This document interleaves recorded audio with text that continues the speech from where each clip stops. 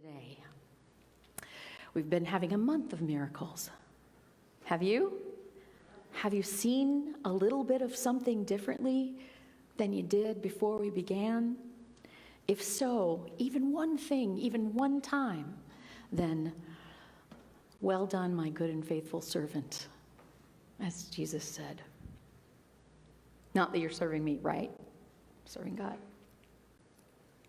So one of the interesting things that I find about this is that the holiest of places is not the places that have always been holy.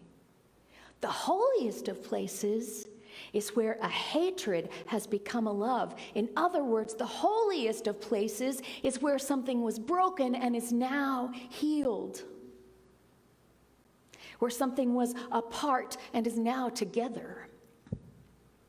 The holiest of places are the places where, as Rumi says, we allow our wounds to be open so that the light can shine in, and that is the only hope of our healing. Things must be brought into the light in order to heal. Saw a big mural recently that said, we can face, if anything we face can be changed. Nothing that we refuse to face can be changed. And if we could look upon the world that we live in today, these catastrophic events, they are forcing into the light not new things that weren't there before, but things that we were comfortable in pretending weren't there or weren't as bad as we thought. And so this world, what's happening in the world now, is to serve you and me. Why? To make us miserable? No, so that we can begin to heal those broken places and make it the holiest of places. That's my job. That's your job. That's our job. Not to face a world that's perfect and we never get prodded or poked or have an obstacle in our way or get told no. Our purpose is to heal the things in us that react when an obstacle is in our way, that react when we don't get our way, that react when someone tells us no, that react when we see hatred and pain. That's our job, y'all. I believe with all my heart that that's why we're here. I can't find any other thing that makes it make sense. Certainly not here to test us whether we can be good enough to go to a better place. I do not believe that. I do not believe that.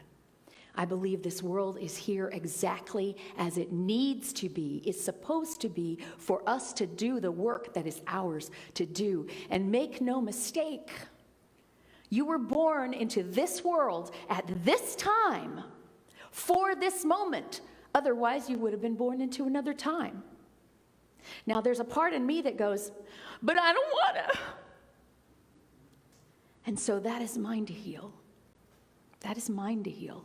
And when I keep this foremost in my mind, that my job is to heal what's broken in me, I can't heal what's broken in anyone else. I can heal what's broken in me. And in that way, I am evolving us because we are one. And that is true of every one of us. Every loving thought you hold has an effect on the larger. Every hateful thought you hold has an effect on the larger. What we are lucky about is that love vibrates at a higher energy, if you will. Love is stronger than anything unlike itself. So a brief thought of hatred and a brief thought of love, the love wins every time. But if we go through our week and we have a little bit of love on Sunday while we're singing the songs and hugging each other, then I don't know, is that enough love to overbalance lots and lots and lots of moments of, you can call it hatred, you can call it judgment, you can call it prejudice, you can call it rage, you can call it anger, you can call it the thoughts that tell us that things are not as they should be. because things are only not as they should be when they're not as they should be in me. It has nothing to do with what's out there. And so we are asked to see with new eyes. We're asked to think with an open mind, with a beginner's mind. We are asked to unlearn the things that people have taught us, some of the most fundamental things in the world that we've been taught and that our society and our culture accept as true. But what if they weren't true? What if divine justice means that everybody gets it and we all are loved? Not everybody gets theirs. And then we wait for everybody to get theirs in the world, and then we get mad when they don't get theirs. What if you got yours for every hateful thought you ever had? Scary to me. I don't know about you. And so the whole Course in Miracles is really about forgiveness. Forgiveness is what it takes to heal the world. That we forgive ourselves for seeing this illusion that we created. I know you go, it's very real. Yes, in our human life, it is very real. And I'm not very woo-woo. I'm very feet on the ground. What works for me today? So saying this isn't real, isn't that helpful? Other than to say, what helps for me most is to say, this is the world of effect. This is what we're doing with all of our thinking and all of our talking and all of our speaking and all of our building walls around ourselves and between us and other people. That's what's reflected in the world. And you can knock down wall after wall after wall, and it's like that old game whack-a-mole. Another one just pops up. You can't knock down walls from the outside. You got to come in here and take away your own walls and then be astonished. There's a quote from the Gospel of Thomas where Jesus says, when you first see, you won't see. When you do see, you will be disturbed. Having been disturbed, you will be astonished. It's in our disturbation that we can find the magical miracle of our astonishment. Like, oh, and not just the, oh, what a lovely idea, I'm going to go on with my life, but the, oh, what can I change in me now? What can I do at this very moment to start healing that place? To start healing that place. I got to tell you a story time. This past week, I was teaching at a songwriting camp in New York. It's an extraordinary songwriting. There are many, many songwriting camps all over America and the world. This one is extraordinary to me because everyone from the person who created it to the board of directors to every teacher, and if a teacher isn't this, they don't come back ever, is dedicated to making this a safe place for every person who is there to be exactly who they are, where they are, with love. With love. So the person who can't carry a tune is treated and applauded exactly the won as the person who's won songwriting awards. They are not treated any differently. I mean, throughout the week, they're not treated any differently. And people kept saying, and we do this thing before everybody goes home from camp that we call disorientation. So we do an orientation at first to kind of get everybody, this is the way, this is the vision we set, this is how we're doing things. And then the disorientation is, now you're going to go back into the real world. So you might not run up and hug the first cashier that you see. It might not be interpreted correctly.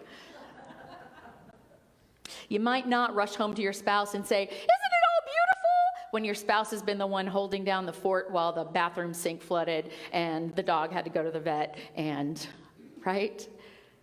It doesn't mean this world is not real. But it means, here's what I got from this. I heard 50 different people this week say, there is no other place in my life I have to be here every year because there is no other place in my life where I'm this safe, that I can just be me, let my emotions free, let healing happen, and know that I'm safe. And I wept because I said, I have a place like that. And I get to go there every week, several times a week. So take a moment for some gratitude for what we've created here. Yeah, applaud yourselves because I can't create safety. You can. You can. So forgiveness. Course in Miracles says the fact that the world appears that it's apart from God is the proof that we need to forgive. If we'd forgiven everything, it wouldn't seem that way. We wouldn't see that. And biblically, when Jesus said in the Lord's Prayer, let us forgive our debts as we forgive our debtors, or forgive us our debts as we forgive our debtors. Forgive us our trespasses as we forgive those who trespass against us. What we're saying is we need forgiveness, and the only way to do this is to forgive others as we forgive our debtors. Not before we forgive our debtors so we can feel really good and then go out and maybe spread it around. No, as we. One of the meanings of as can be like, the same, and it also means at the same time, right? As we forgive our debtors. And to forgive ourselves, because we cannot truly forgive in other people the brokenness that we see unless we heal it in ourselves. And then when we see it, we don't see it as brokenness or evil or rage or wrongness. We see it as a call for love. And we're willing to step in and answer that call. And guess what? It works for the forgiveness within yourself. When you see something you don't like in here, you may want to weep. Okay, weep. It's okay. But then you forgive it because you recognize it is a call for love, and your higher self can give your lower self that love if you choose. If you choose. Society will tell you, no, you know, don't let yourself off the hook. No, letting yourself off the hook is the only way to let other people off the hook. And only when we're all off the hook will the planet be healed. So start with you. Let yourself off the hook. Because, as it says, we are holy. Everything we transform, every moment we transform, every thought we transform, every relationship we transform, every just passing acquaintance that we transform in some way, every momentary connection that we transform brings holiness to the world. Yeah? It brings holiness to the world. So it's global. And it's personal, interpersonal, between us and other people. A lot of times, there's a lot of forgiveness that has to happen. And then intrapersonal. We have to forgive ourselves. We can do it all at the same time. Because one true forgiveness is full forgiveness. I believe that. And let me ask you this, if you're skeptical. What if life were perfect? Would it really be perfect if life were perfect? Plenty of money, raised with unconditional love, you're the valedictorian. You don't just have a job, you have a passion that you get paid for. There are no obstacles in your way. No addictions. Nobody's ever called you ugly. Nobody's ever not liked you. You've never felt nerdy or didn't fit in or fat or needing for discernment. If all you got was perfection, what would be the point? Would there be a point? Aren't our triumphs over obstacles the places that bring us the most joy? I mean, I don't know. if my first husband had been perfect, I wouldn't have had this guy. And I love his imperfections. They drive me crazy. But I practice forgiveness over and over again, all day long. And guess what? He has to practice forgiveness over and over again all day long, because that is the nature of us. We are not perfect in our human selves. And we get to look at those imperfections, and we get to look at our lives, the places where healing has taken place. So think back to the worst times of your life and think of the healings that took place. Once again, I use this story from Valerie Kaur, who is a Sikh, and her uncle was the first person shot in a hate crime after 9/11 who was wearing a turban. He was not Muslim. He was Sikh, completely different religion. And in the Sikh religion, the reason that they wear their turbans all the time is that in their belief, the turban is a sign to the whole world that they are a safe place. If you need help, find somebody with a turban. And he was shot right outside his own gas station.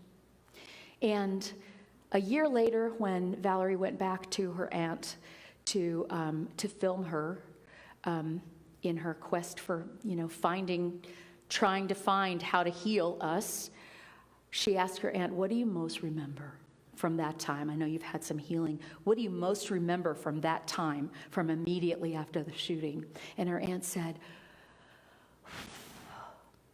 "What I most remember is the love." He was shot by someone who hated. And then this cards and letters and reporters and neighbors and friends and family came to shower them with love and say, the whole world is not like that. We love you. We love you. Have you had that experience? Have you ever been showered with that much love? I'm sure she's not glad her husband has died so that she can be showered with that much love. But I tell you what, she learned what she was there to learn because she did not allow it to make her a hater.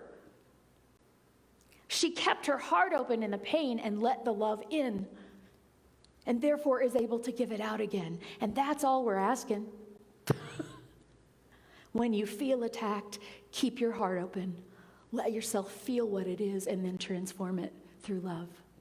That's self-forgiveness. That's forgiveness. And that is the way our lives have purpose and meaning. And the quote says, where an ancient hatred has become a present love. Guess what?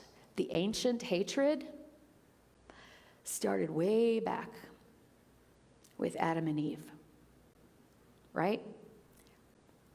I understand that's mythology, but the myths are there because they illustrate a truth. That at one time, there was a very short period of time, there was contentment. And then we started screwing it up. We started thinking we were separate from God. And that is the metaphysics of the fruit of the tree of good and evil, of knowledge of good and evil. The fruit of the tree of knowledge of good and evil. We didn't even know that anything else could exist. There wasn't separation. We were with God all the time. And suddenly, through our own thinking, we went, oh, this is good and that's bad. This is good and that's bad. This is good and that's bad. And then we started going, hey, that's bad. Cain and Abel. And so on and so forth. Right? So, all hatred is ancient. We accept the sins of the fathers. Guess what? We don't have to. We don't have to. What if we were willing to completely transform our way of thinking and seeing? And then finally, I ask, what war are you engaged in? Where is your war? Because where you find your war inside is the only place that you can find your peace. So I'm going to share with you an epiphany that I had. I'm going to actually name a politician, which I don't usually do, but it's a teaching story. During the very first part of the pandemic, I watched a press conference where President Trump was fielding questions from the press about the pandemic, and of course was saying, this is not a big deal, it's going to be over soon, don't worry, it's all right, it's nothing, it'll be over at the end of the month, we'll all be back to normal. And a reporter raised his hand and said, Mr. President, what would you tell the people who are afraid, though, who are anxious? And he said, I'd say you're a bad reporter. Okay? Raise your hand if you have never done exactly that thing. Somebody told you something that you didn't want to hear, and your first reaction was, boom, rage. Suddenly, as I was driving in my car on my way to church one day, coming into the office, I realized I have this rage reaction all the time. Something comes up and it's like, that's not what I wanted, what I needed, what I expected. I didn't expect this traffic to stop right now. I've got places to be. I didn't expect them to change shifts while I'm standing in line, right? I didn't expect that flight to be late. I didn't expect dog poo on the floor. I should have expected it, as you know, but I didn't expect that. I didn't expect that. What's your response to that? Do you go, oh, it's just dog poo, I'll clean it up? Do you go, oh, it's just traffic. I can spend this half hour meditating in my car. What a peaceful time. Right? And I started weeping at this realization because I realized that I want Trump to change that in himself when I have not changed it in me. Right? I'm self-aware. I've been exposed to amazing teachings. I've been on a path of forgiveness for more than 30 years. For more than 40 years. I had to think about the math there. And I haven't changed it in myself, so is that why I get so enraged when I see it in him? Because I know exactly what it is. I know exactly what it is, and I don't like it in me. And so it makes me furious. Guess what? Trump is a human being. And God is in his face as in every other face. And until we can say that and be able to mean it, at least to a certain extent, then we are not who we say we are. Heal it in you. There's a saying that gets used in 12-step all the time. If you spot it, you got it. If you're mad at somebody for something, find the place in you that's doing the same thing. Maybe not with the same outer results, but the same thing. Okay, dog poo on the floor? I don't get dog poo on the floor because I check my shoes if I come in from the backyard because I know what's in the backyard. But how many times do I walk through my day unconscious of what is happening around me, of what I'm stepping on? I have to heal it in myself. We have to heal it in ourselves.